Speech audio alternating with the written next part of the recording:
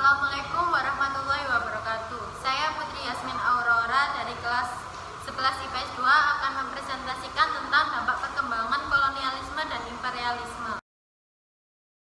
Pengertian kolonialisme. Kolonialisme merupakan penguasaan suatu kekuasaan terhadap suatu daerah atau orang lain.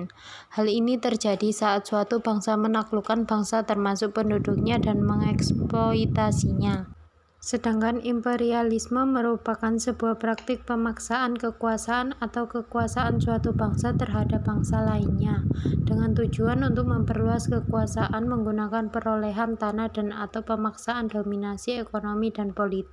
Dampak dalam bidang politik, pemerintahan, dan ekonomi. Bidang politik dan struktur pemerintah.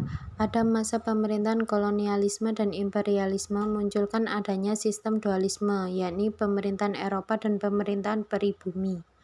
Pada pemerintahan Daendels, orang Eropa memimpin sebagai residen yang memimpin keresidenan dan asisten residen yang mengepalai afdeling setingkat kabupaten, di mana orang pribumi memimpin sebagai bupati yang menjadi pemimpin kabupaten dan dibantu oleh seorang pati, wedana yang memimpin distrik, hingga asisten wedana yang memimpin desa-desa. Bidang politik dan struktur pemerintah. Pemerintah kolonial menjalankan politik memecah belah atau divide et impera.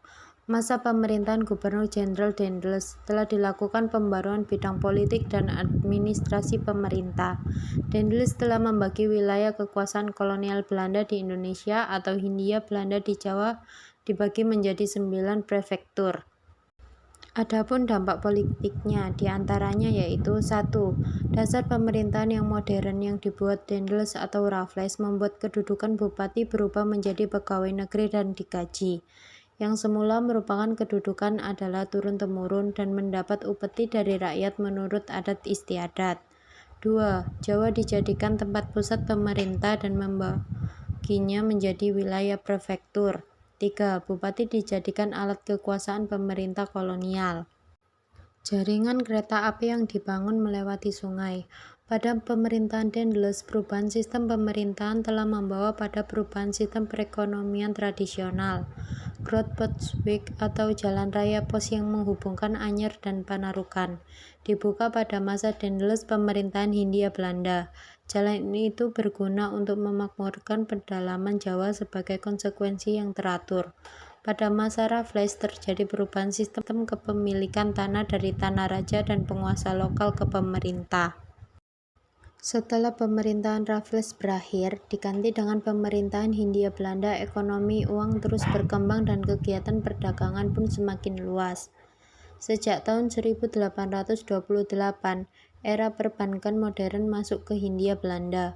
Munculnya pelabuhan-pelabuhan membawa pengaruh pada perkembangan perdagangan. Perkembangan ekonomi juga didukung oleh munculnya kemajuan komunikasi dan transportasi. Adapun dampak ekonomi, yaitu diantaranya 1.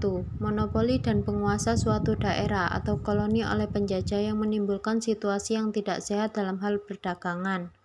2. Praktik monopoli perdagangan oleh VOC membuat mundurnya perdagangan Nusantara dari kancah perdagangan internasional. 3. VOC memanfaatkan para penguasa tradisional dalam mengeksploitasi tanah jajahan dengan menerapkan sistem indirect rule. 4. VOC menguasai komoditi-komoditi ekspor yang sesuai dengan pemerintahan pasar di Eropa. 5. Munculnya sistem ekonomi kapitalisme di dalam tatanan agraria Indonesia, khususnya pada masa politik pintu terbuka. 6. Munculnya pedagang-pedagang perantara dalam perdagangan internasional yang dipegang oleh timur asing, sedangkan bangsa Indonesia hanya sebagai pengecer. Sekian